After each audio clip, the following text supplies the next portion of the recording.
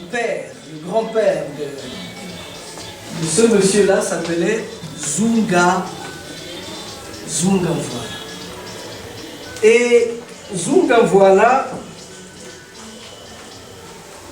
Mvoila, il était en prison avec André Grenard Matsuwa à Mayama. Il était en prison simplement parce que il était l'archiviste des Matsualistes.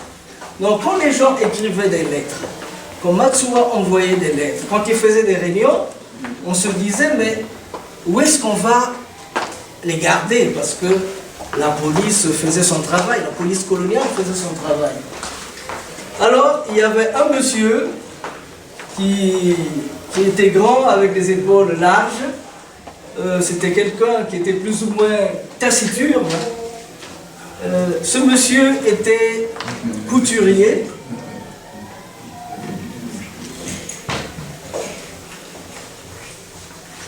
Okay. Ce monsieur était couturier et divorcé aussi. Donc, il vivait un peu retiré. Alors, les gens se disaient sûrement que personne n'ira chercher de ce côté-là les documents d'André Grenard Matsuwa. Malheureusement, dans tous les pays, comme chez nous aussi, les mouchards ne manquent pas. Quelqu'un a mouchardé et tranquillement, un matin, les miliciens sont arrivés. Ils ont fouillé dans toute la maison, ils ont fouillé. Et quand on a regardé dans le plafond, on a ouvert, il est tombé un lot de lettres comme ça. On l'a pris, on l'a jeté dans la bagnole. Papa avait 11 ans, il a essayé de défendre son père, un petit coup de pied, et ils l'ont amené. D'abord à la prison qui était située à la santé. C'était le ministère du Travail, je pense, plus ou moins. De la santé. Le rond-point du CCF, le ministère qui est à droite. De la santé. Voilà. Donc, c'est là qu'était la vieille prison. Une année, après cela, on l'a mené à Mayama, où il est resté 8 ans. Quand il est sorti de Mayama, quand on l'a sorti de Mayama, on est venu le jeter à la maison comme un sac de poubelle, un sac de foufou plutôt. Je vais le déposer comme ça. Et papa qui avait l'âge de 11 ans, quand on vient remettre son père à la maison, il a 19 ans, 18 ans comme ça. Et là où il était parti, il avait appris à lire et à écrire, il était infirmier vétérinaire. Donc c'est en ce moment-là, quand il prend son premier salaire, qu'on lui dit non, mais ton père est revenu à la maison, il est agonisant. Donc sur le champ, il a pris son vélo, sa bicyclette, il est venu. Il arrive, papa était plus ou moins mourant. Quand il a entendu la voix de son fils, oui, j'ai dit. Donc il a repris un peu d'énergie, quoi. Et Mbongolo, tu es là? Il dit oui, papa. Et il a eu juste le temps de lui dire que tout ce que j'avais, je l'ai perdu. Mes maisons, mon élevage, mon agriculture, je n'ai plus rien. Et je sais que tu auras beaucoup d'enfants. Je le sens, parce qu'il n'était pas marié en ce temps-là. Mais ça me gêne de ne rien laisser. Mais justement parce que la maladie que j'ai prise en prison ne me laisse pas. Je sens que la vie est en train de me quitter. Alors, il faut juste dire aux petits-fils de tes petits-fils ce que les parents de tes parents ont vécu. Dire aux petits-fils de tes petits-fils ce que les parents de tes parents ont vécu. Et donc, le fils, quand il a dit cela, l'heure qui suivait, il a rendu là. Alors, le fils a continué à dire à ses progénitures ce que les parents de leurs parents ont vécu. Et parmi cela est née une chose qui est ici, je vois ça là. Il est né quelque chose de ces dires-là, est né quelque chose. Qui est là? C'était là? Où tu as mis ça? Il était là? Où tu as mis ça? Il était là?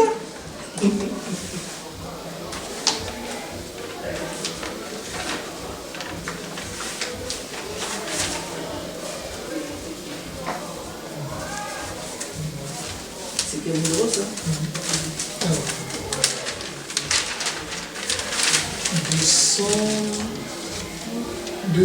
623.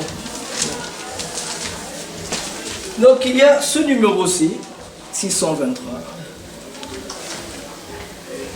Le numéro du journal La Rumeur. Il a envoyé à ce monsieur-ci, ça, ce sont les timbres du Congo, et ça c'est l'écriture de monsieur Zunga. Ça date de longtemps, mais comme cet homme-là est un archiviste, il a voulu nous amener cet élément-ci.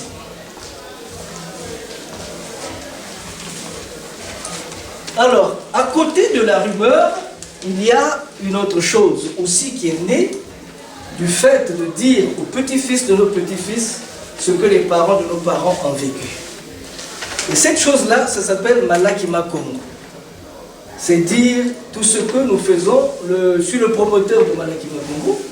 Et ce que je fais en Afrique, en Europe et en Amérique, c'est de dire aux petits-fils de nos petits-fils ce que les parents de nos parents ont vécu. Et aujourd'hui, le 28 et demain le 29, on aurait organisé ici, en France, la 32e édition du festival Malakima Congo des fils de léopard.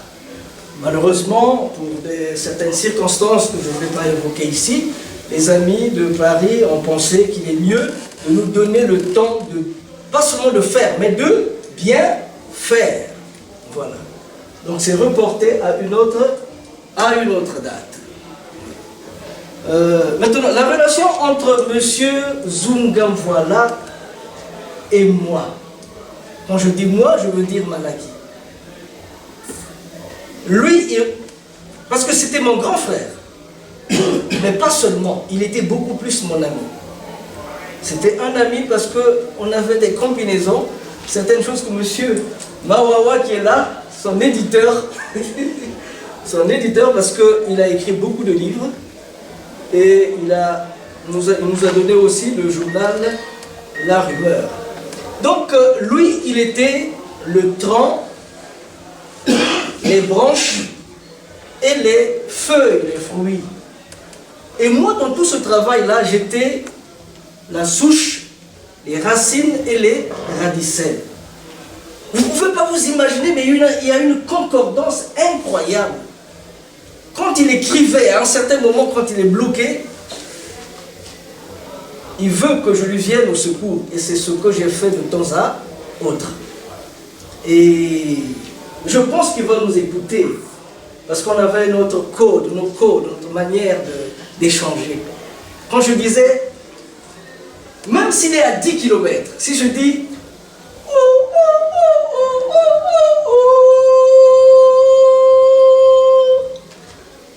parce qu'on a grandi dans la ferme de Mbassa, sa ferme, Mindouli, nous avons grandi là-bas, papa était infirmier vétérinaire, il a travaillé là-bas. Et lui, n'importe où il se trouvait, il répondait,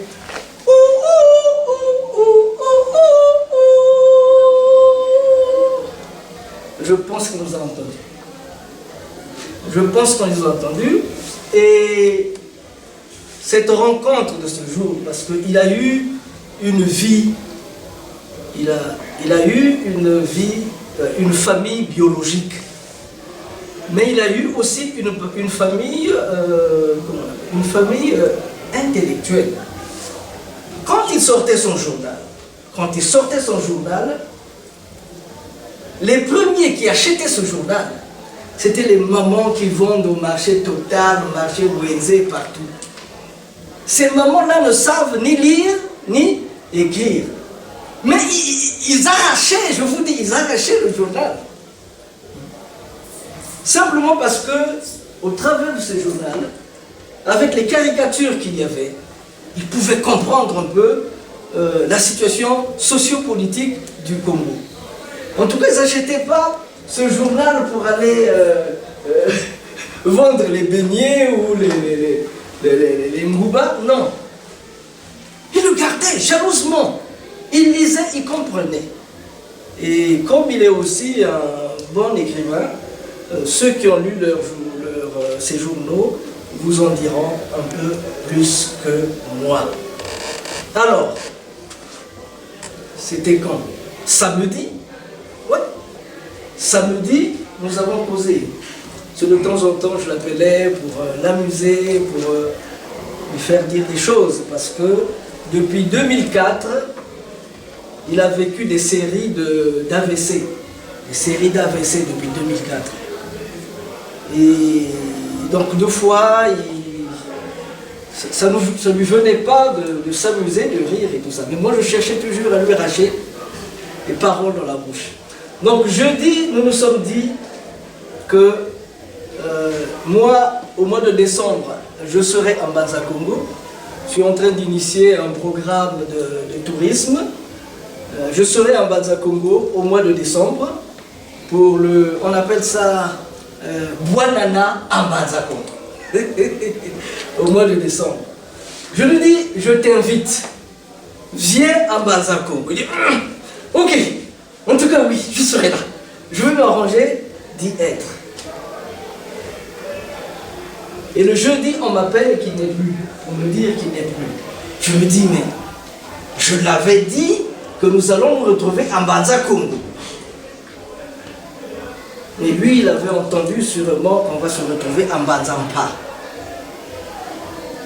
La différence, c'est que Banza Congo, c'est la capitale du royaume Congo, et Banzampa, c'est la cité de nos ancêtres. Le rendez-vous de Mbanza Congo, lui il a dit non, je le reporte. Je reporte ce rendez-vous à Mbanza Mpa. Bon, j'étais un peu énervé, hein. Je me dis, mais c'est quoi? Qu'est-ce qu'il pense? Qu'est-ce qu'il veut? Je dis, bah je m'en moque. Donc je n'ai pas voulu accepter ça. Je n'ai pas accepté. Et les amis, ceux qui ont lu ces journaux, ceux qui ont gardé quelque chose de lui dans leur tête, quand il disait dans un kilogramme de mensonge, il y a 1 gramme de vérité. Et il ajoutait encore, si chacun pouvait balayer devant sa porte, la rue serait sauvée.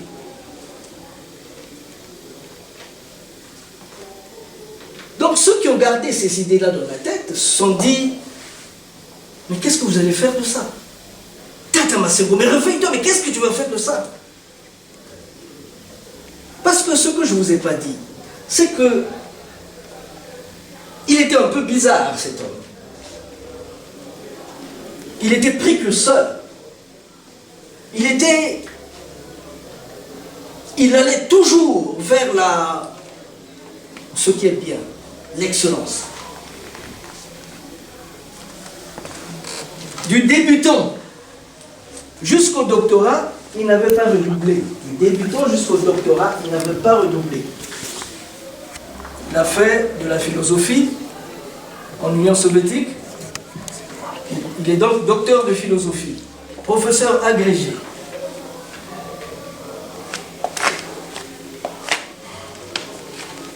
Et ce qu'il a fait dans la vie, il a été enseignant donc aussi, et ce même professionnalisme, ceux qui ont lu le livre, ceux qui ont lu ses livres, ceux qui ont lu ses journaux, l'ont retrouvé. Même les mamans qui vendent au marché ont retrouvé cette même... cette joie, cette plume, la beauté, la dextérité, la force qu'il avait dans la façon de faire. Alors les amis m'ont dit, Tata Masengo, mais qu'est-ce qu'on va faire de ça? Parce que le corps, on le met sous terre. Le corps, on le met sous terre. J'ai appelé Maman Louise, ma soeur cadette. J'ai appelé Maman Louise. Maman Louise, je veux. Maman Louise me dit, j'ai pas la tête à la fête. Évidemment, moi aussi je n'avais pas la tête à la fête. Mais les gens me réveillent, les gens me bousculent. Téléphone sonne, ce monsieur-là. Il dit, mais Tata Masengo, il ne faut pas laisser tomber. Certains pays sont partis de ces sortes de piédestals, hein, que représentent les Tchécotaniens. Je ne veux pas le hisser à ce niveau, mais les Saint-Ben Ousmane et tout ce monde-là, ils ont mis du fumier, ils ont planté un arbre, et cet arbre-là, aujourd'hui, fait la grandeur de leur pays, fait la grandeur de leur communauté. Et cet arbre-là fait de telle manière que les jeunes viennent cueillir des fruits, les fruits de la sagesse, qui les permettent eux aussi à dire, comme Pascal, si je suis arrivé si haut, c'est parce que je suis grimpé sur les épaules des géants.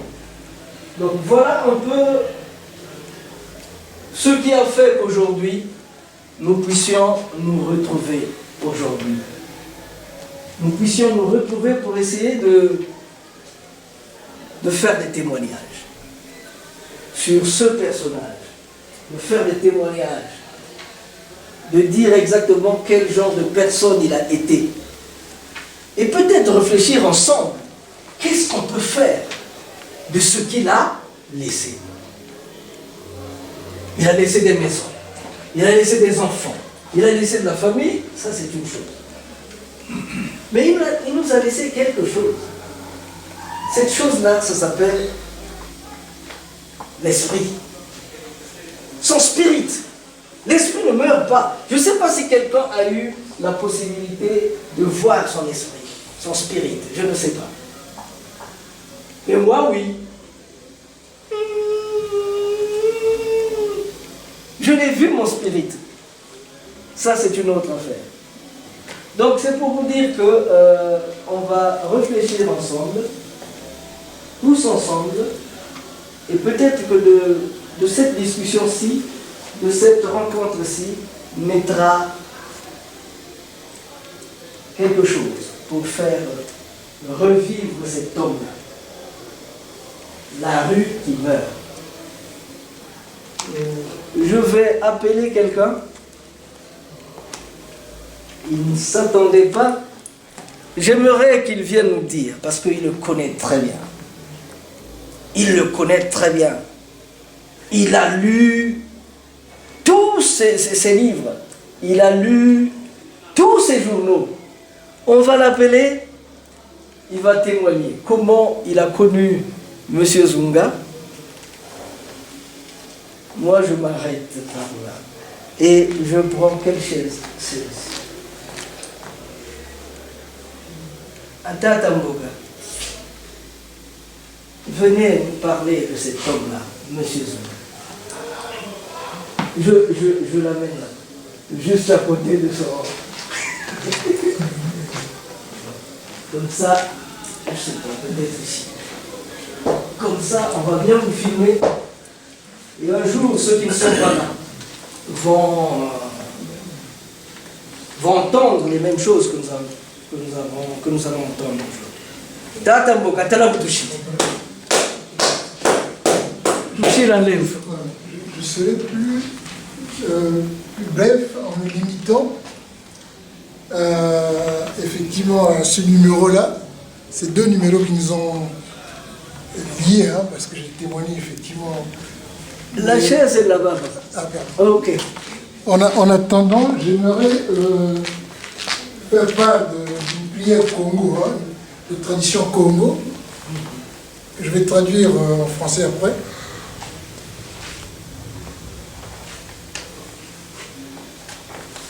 Mbila mvula za nsambu nokesa mvula za nsambu ngenempungu nzambi eto mukongo edi nokesa mvula za nsambu tietu yavangama ingeta nokesa mvula za nsambu ngenenkongo ngenempungu nzambi eto mukongo edi nokesa mvula za nsambu tietu yavangama ingeta nokesa mvula za nsambu ngenempungu nzambi eto mukongo edi nokesa mvula za nsambu tietu yavangama ingeta ibobo et ibobo.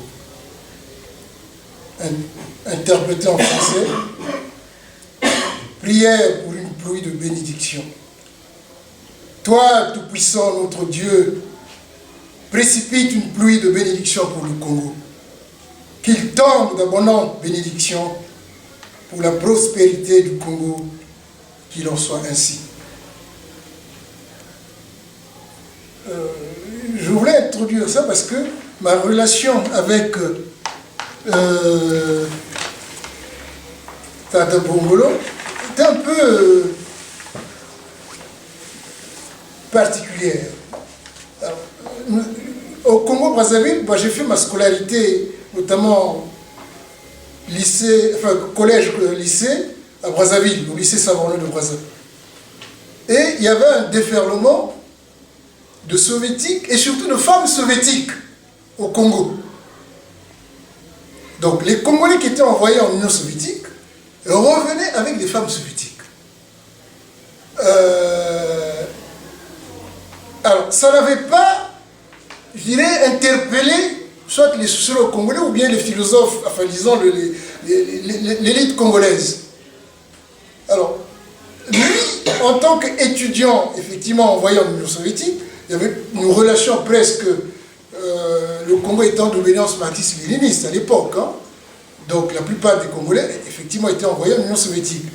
Alors, lui, il a saisi un moment particulier de cette relation entre le Congo et l'Union soviétique, cette relation entre justement les Congolais, les garçons congolais avec les filles russes, les filles soviétiques. En tant qu'écrivain, il s'est intéressé à ce moment-là. Pourquoi les étudiants congolais, africains tout au moins, s'intéressaient à ces femmes soviétiques? Et c'est ça qui a fait justement le cœur de son roman. Donc il ne s'est même pas posé la question de savoir mais pourquoi il y avait un déferlement de femmes soviétiques au Congo-Brazzaville. Pourquoi les Congolais ramenaient, mais pas du tout. La question de l'amour entre de jeunes Congolais étudiants en Union soviétique et les jeunes filles soviétiques justement qui étaient étudiantes aussi, parce que c'était quand même des femmes diplômées. C'était pas des roturières, non? Donc ça donnait effectivement ce fameux roman, Un Africain dans un iceberg. Impossible amour à Saint-Pétersbourg, donc publié par Zunga Bongolo aux éditions Paris. Alors pourquoi moi je me suis intéressé à ce roman-là? Parce que tout simplement dans mon quartier à Wenze, j'habitais à côté du marché Wenze-Brazzaville, il y avait plein d'étudiants congolais effectivement qui étaient revenus avec des femmes soviétiques. On les voyait dans le quartier. Des Congolais avec des femmes soviétiques. Et on ne se posait pas la question. Mais pourquoi? Mais comment ils ont fait? Pourquoi ces femmes-là choisissent l'Afrique? Donc, dans ce roman-là, Zunga Bongolo décrit justement ce que c'est qu'une relation d'amour. D'aucuns pensaient que, oui, mais ces femmes-là, en fait, s'intéressaient aux Congolais parce qu'ils voulaient fuir effectivement le régime soviétique. Pas du tout. Il y avait effectivement des relations d'amour qui transcendaient la peau, c'est-à-dire la peau blanche, la peau noire. Et il montre que l'amour peut exister justement entre deux êtres, justement, dont les différences sont à la fois raciales, sociologiques, tout et tout. Un amour peut exister. Et il est allé au cœur de cet amour-là. Je dis, mais c'est pas possible. Comment un Congolais peut pénétrer justement l'âme, l'intimité justement de l'âme russe, comme il est Congolais, comme il est africain, et il essaie de saisir justement que ce lien-là, il est ni politique ni idéologique, mais c'est que l'amour triomphe de tout. L'amour, justement, se fout en même temps des trajectoires des uns et des autres venant de différents... et quand il y a l'amour, justement, ça devient un scandale pour les sociétés. Effectivement, en Union soviétique, ces relations-là étaient devenues un scandale pour les familles. Donc, dans le roman, la femme, justement, la maman d'une dulcinée d'un Congolais, arrive quand même à dire comment ça se fait que dans toute l'Union soviétique, tu n'as trouvé que ce nègre-là. Alors, on ne les appelait pas nègres.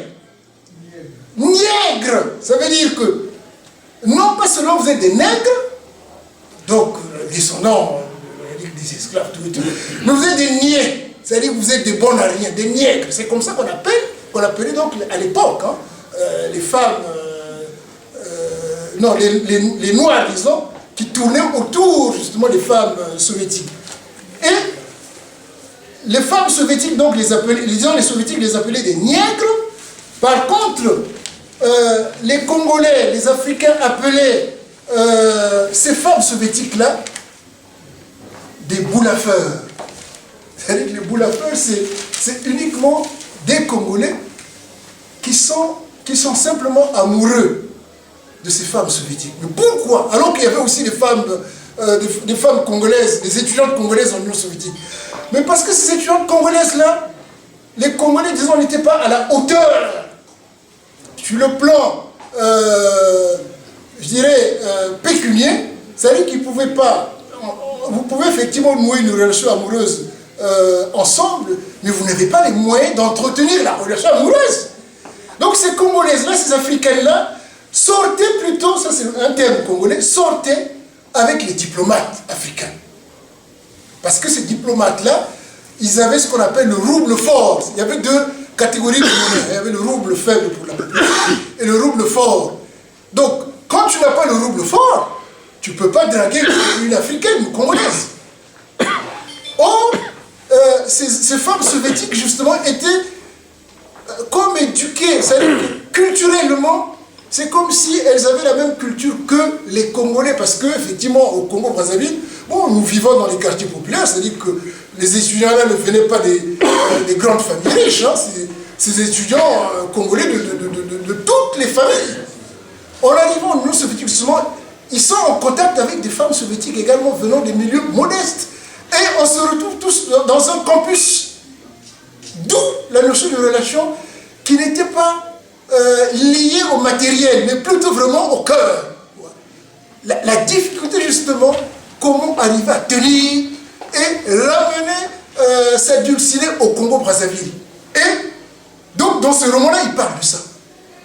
C'est un roman passé inaperçu, parce que c'est toujours d'actualité, parce que là actuellement on parle de Russie, mais on ne sait pas que le Congo effectivement a noué des relations avec l'Union soviétique, et qu'il y a des écrivains comme Zunga Bongolo qui ont fixé ce moment-là particulier, non pas sur le plan politique. Évidemment, il parle aussi dans ce roman-là de comment l'Union soviétique s'est constituée à partir des guerres. Hein.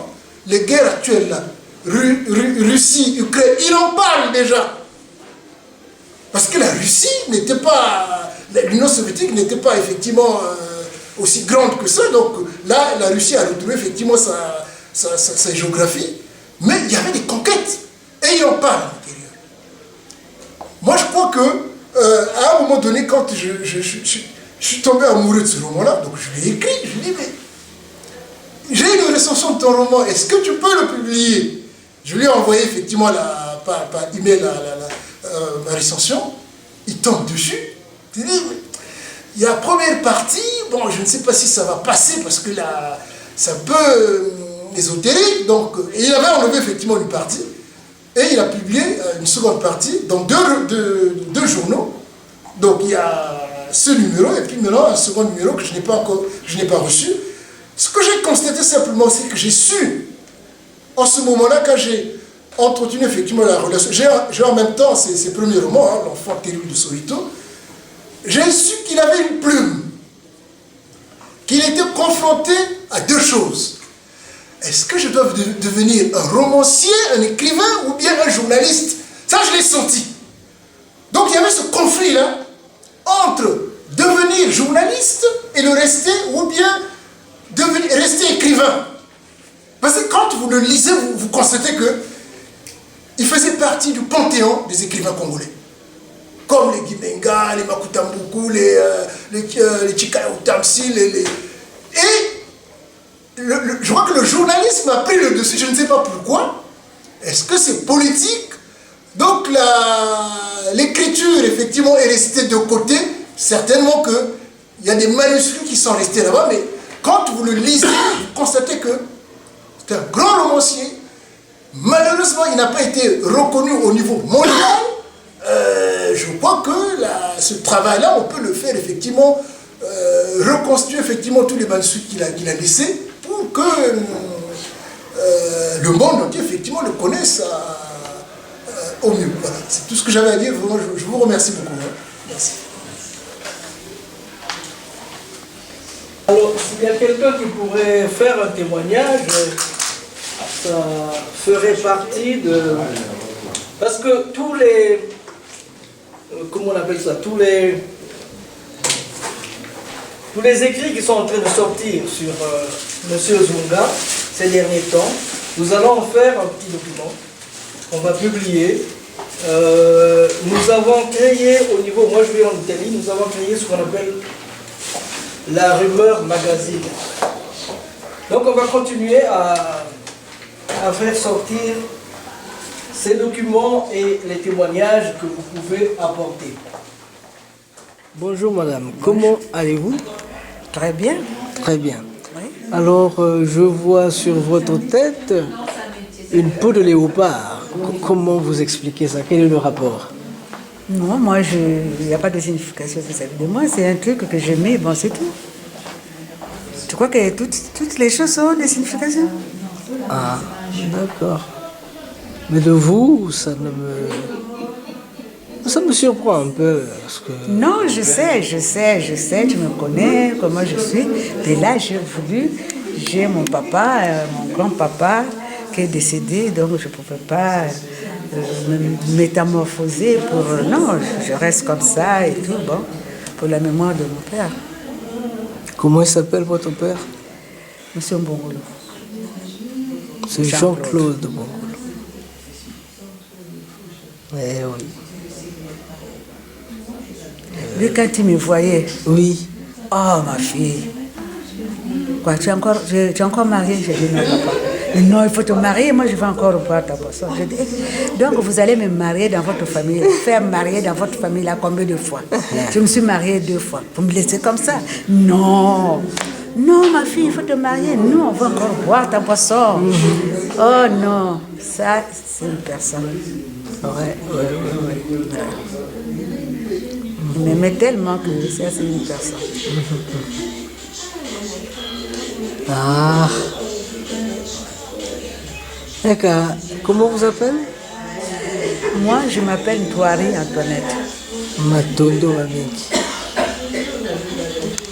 Jengoma ngoma kadia binaka ka kwanga ngumpe kakwenda ba wana ninga ngumpe ba ntila masaka ni bobo to tele ko tata masango chi tata mongolo wele ka samwako faut betu savoir tu les dis ça musalu chikasarili ubungu tata mongolo wela foso qui comment dirais-je, on dit ça bah trop bah je voulais Angela parce que bon conférence bien isa je vous à casa baoza to je crois que tout c'est que les c'est de suite mais tata mongolo où il y a duka ndia tous à ba tous à sola ibumujo muka tawiri chi wele kumpemba nitantsona kene mwa kanda donc kanda Congo Bajola mo tutanga. Donc la République du Congo-Brazzaville pleure depuis le 12 octobre 2023 l'un de ses dignes fils qui a osé inaugurer dans le domaine de la presse libre et privée dans les années 90. Penser et vivre autrement. Le temps mondial est rythmé dans les années 90, il y a de cela 33 années, par la perestroïka, ce vent qui avait soufflé depuis les murailles imprenables du Kremlin en URSS, Union des républiques socialistes soviétiques. À Brazzaville, la presse n'est tenue que par les médias d'État, l'Agence congolaise d'information et l'hebdomadaire catholique La Semaine africaine. D'autres journaux d'État, tels que Moiti, se sont essoufflés en même temps que tombent en ruine des entreprises stratégiques d'État comme l'imprimerie nationale et les librairies populaires. Donc, il y a des médias qui existent déjà, qui commencent à naître, hein, comme je dis La Rumeur, Matoukoutsé, ainsi de suite, d'autres. Mais aucun média ne véhicule la voix de son voix, celle des damnés de la terre congolaise. Les textes de Bernard Bakana Kolela pour le changement démocratique, par exemple, ne sont relayés par aucun média, ils circulent à travers des photocopies. La révolution Internet n'existe pas encore à cette époque-là. Donc la venue de la conférence nationale souveraine va faire bouger les lignes en 1991. Plusieurs organes de presse vont voir le jour, dont le journal Le Soleil, organe de presse du MCDDI. Et c'est dans ce journal que Mongolo Jean-Claude commence à écrire des papiers en même temps que l'écrivain Sonny Laboutansi. Il va créer son propre journal La Rumeur, un journal qui colporte entre autres les rumeurs s'ébruitant dans la ville ainsi que dans tout le pays. Avec La Rumeur, les Congolais se reconnaissent enfin à travers des écrits qui reflètent leur quotidien et libèrent la parole longtemps confisquée. Ce journal d'information comporte un personnage satirique qui s'appelle Petit David, dont vous avez parlé. Avec Petit David, Mongolo congolise la diatribe en l'écrivant directement parfois en Congo, en Kituba ou en Lingala. et suscite l'espoir et l'engouement de la lecture chez le Congolais lambda. Car comme on l'a dit tout à l'heure, même les mamans achetaient le journal. Parce qu'il fallait, même si on ne pouvait pas lire, il fallait regarder les caricatures de Petit David. Et ça disait beaucoup. Certains numéros du journal sont imprimés dans la clandestinité car leur contenu dérange les hommes politiques. Dans cette fièvre de la liberté médiatique, on notera aussi Madoukte Sekele, Le Choc, Le Temps, les journaux qui avaient des styles éditoriaux différents. En revanche, Madoukte Sekele se rapprochait un peu de la rumeur, mais il était là avant. Ce fut une révolution non seulement dans la publication des journaux, mais aussi autour des métiers liés au journalisme. Donc d'un point de vue technique, les promoteurs des journaux privés n'étant pas subventionnés, ils avaient des difficultés pour se faire éditer et imprimer. Il arrivait que Mongolo traverse le fleuve pour aller imprimer le journal à Kinshasa et revenir avec à Brazzaville. Il y a d'autres numéros, il y a eu d'autres scénarios où il fallait aller faire acheter le papier à Kinshasa pour qu'une imprimerie de Brazzaville puisse imprimer le journal. Donc il y a eu beaucoup de gymnastique. On peut retenir que par sa perspicacité et par sa clairvoyance, Mongolo est un pionnier de la presse écrite congolaise qui a bousculé les limites du non-dit politique en se plaçant toujours du côté du peuple à travers Petit David. Un Africain dans un iceberg. C'est en 2005, comme l'a dit son neveu, qu'on rentre en contact par l'intermédiaire de Internet avec Zuma Mongolo pour l'édition de son roman. Bien que diminué par la maladie, il tenait à ce témoignage ramené lors de son séjour à Leningrad pour qu'il puisse paraître. Il s'agit d'une banale histoire d'amour. En effet, donc là je vous lis la 4e de couverture qu'on avait concoctée. Natacha, donc l'histoire pour laquelle M. Boka a écrit le commentaire. Natacha, une jeune fille russe, quitte sa mère et sa bourgade de Narva pour venir poursuivre ses études à Leningrad, où elle rencontre un étudiant africain, Jean, dont elle tombe amoureuse. Dans l'esprit de Natacha, l'amour n'a pas de frontières. Et elle veut réellement s'épanouir à côté de son amant. Mais sans compter toutes les barrières raciales, à commencer par celle érigée par sa propre mère, Valia. Celle-ci s'insurge contre la simple évocation d'une courtoisie avec un homme de couleur.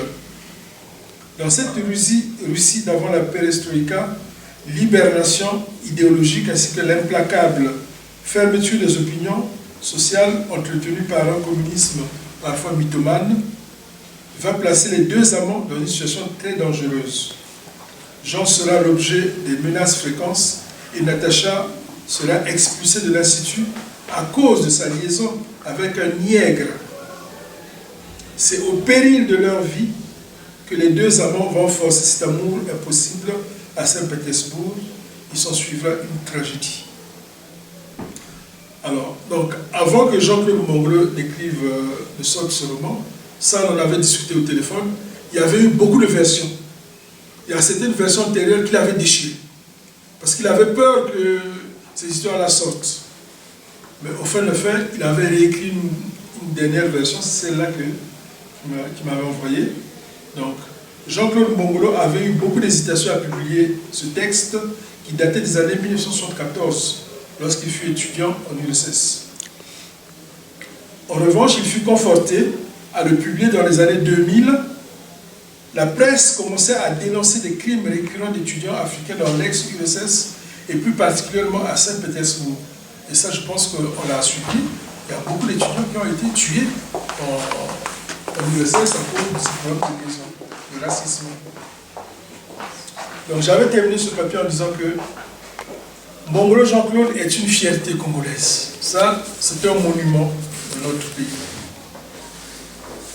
Dans toutes les communautés humaines, les pionniers sont des êtres qui vivent hors du champ temporel de leurs contemporains. Les précurseurs sont très souvent détestés par la classe politique.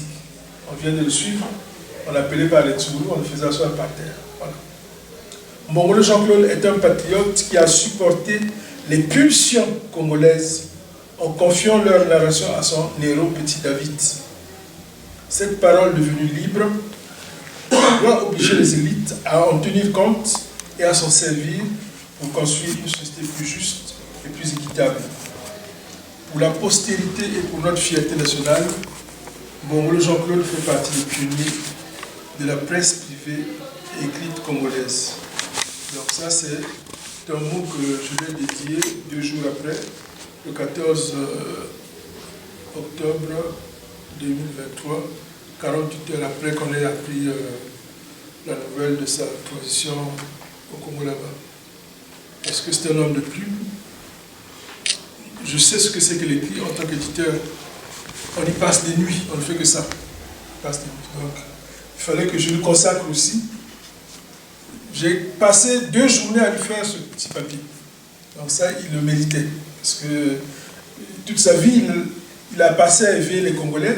Il n'y avait pas de raison que quelques heures après sa mort, qu'on ne lui consacre pas ce temps.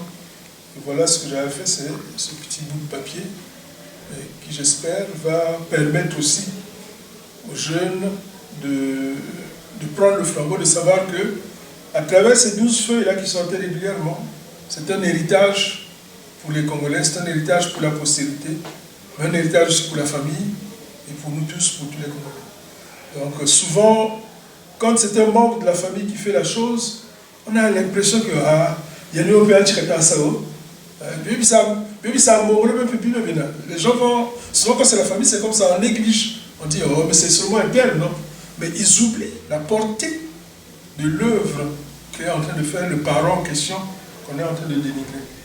Et donc souvent, nous ne savons pas reconnaître nos propres talents. Donc les talents des parents, il faut les reconnaître, et puis il faut en assurer la postérité, parce que ce qui fait l'Europe, ce qui fait le monde, ce qui fait les Amériques, ben c'est parce qu'ils ont reconnu les talents des leurs et les ont récupérés pour construire leur nation. Donc, si nous on peut mettre Mbongolo au panthéon de la culture congolaise, ben, ça nous permettra après de créer des écoles de culture, de créer autour une œuvre, de créer autour des chaires et de faire avancer notre communauté, notre société. Donc voilà, Tata Mbongolo, comme on dit souvent, comme dit, là je vais reprendre le discours de ses prédécesseurs, des écrivains, qui disaient en fait les morts ne sont pas morts, ils sont là, ils sont avec nous. Donc Tata Mbongolo n'est pas mort, il a changé de nature. Et pour nous les physiciens, on dirait que cette onde de Mbongolo, elle est partout. Partout où on convoquera Mbongolo, il sera là. Donc là, maintenant qu'on est en train de le convoquer, il est là avec nous, Mbongolo Jean-Claude. Parce que les morts ne sont pas morts. Ils sont seulement derrière la maison, ils ont seulement changé de côté. Ils sont passés de l'autre côté de la vie. Et lui, il est passé de l'autre côté de la vie. Il est toujours avec nous. Et je pense qu'il continuera à travailler avec nous pour que l'œuvre qu'il a commencée puisse être une œuvre éternelle. Donc voilà ce que j'avais à dire sur Mbongolo ou Tata Mbongolo Jean-Claude. Et son roman est toujours disponible. On avait vendu quelques exemplaires, mais il y a des exemplaires qui sont encore là. Je pense qu'à l'occasion, on mettra au moins une 50aine d'exemplaires à la disposition de la famille pour qu'elle puisse les utiliser pour des cérémonies, ainsi de suite. Donc voilà. Donc, Tushiribo, tu m'as dit quoi? Tushiribo, Tushiribo.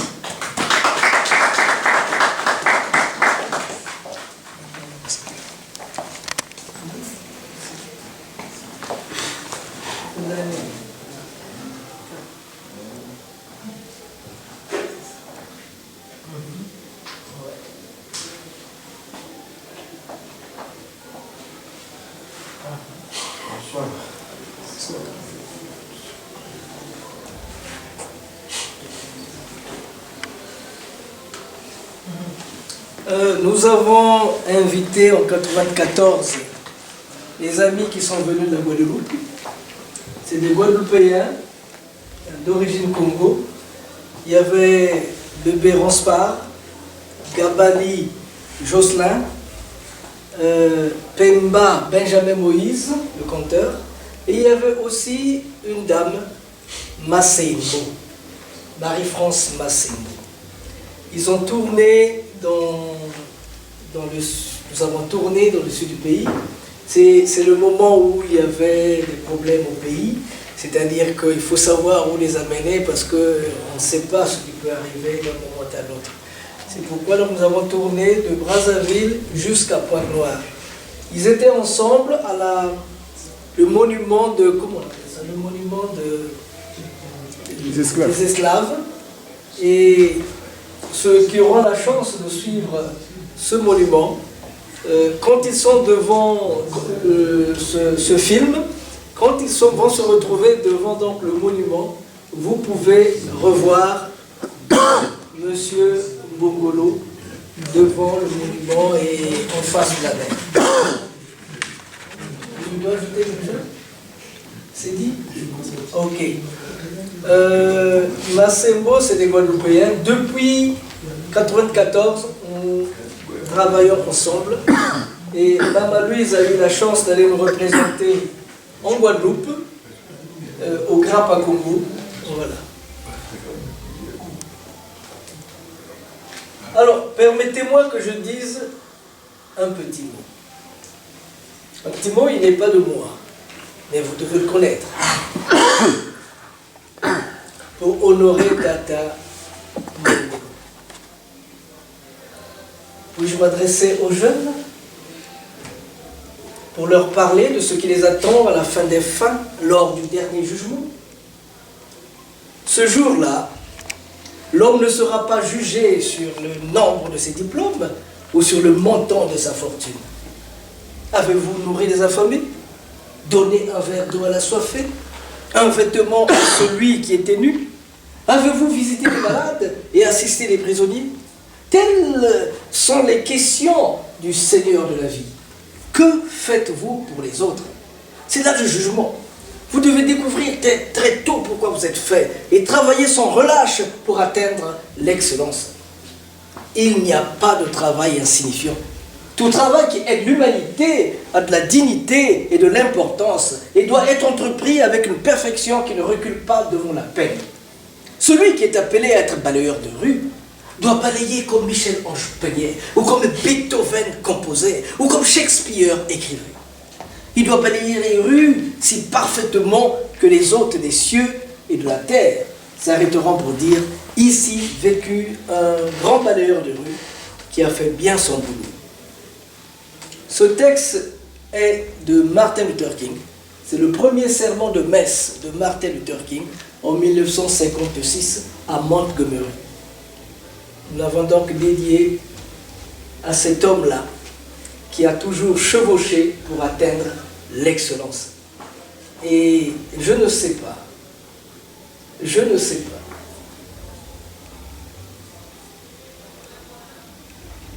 on dirait qu'on réfléchira sur quelque chose qui approche l'excellence pour essayer d'honorer son âme.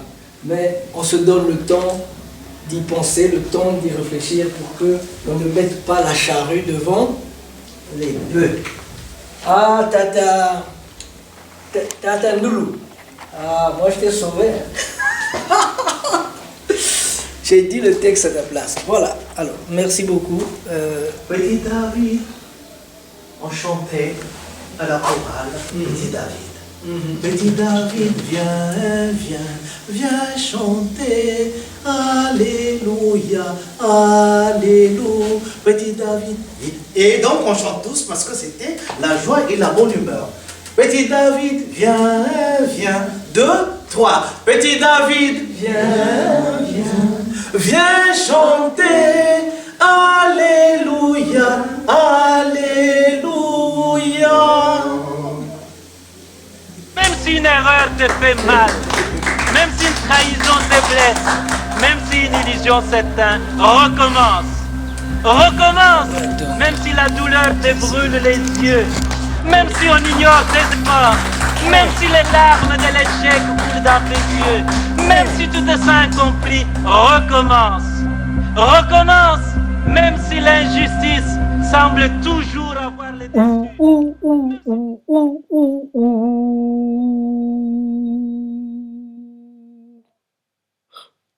ooh.